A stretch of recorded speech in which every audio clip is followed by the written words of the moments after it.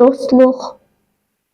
Keçmiş zamanların birində meşədə bir boz dovşan yaşayırdı. Bu dovşanın bir bostanı vardı.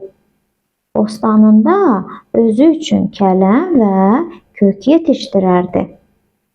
Yardımsevər dovşan öz yeməklərini dostları ilə də bölüşərdi.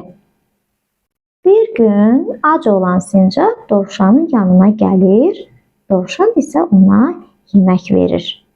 Bu gündən sonra onların ikisi çox yaxın dost olurlar. Sincab torpağı qazmaqda, toxumları əkməkdə dovşana kömək edir.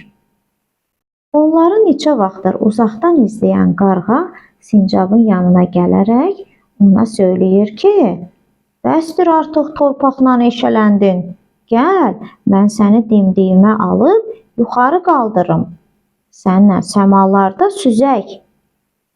Sincab onun bu təklifini bəyənir. Dovşanı qoyaraq çıxıb gedir. Qarğa bir gün sincabı daşımaqdan yorulduğu üçün onu göydən aşağı atır. Sincab bərk xəsarət alır. Amma ona kömək edən olmur.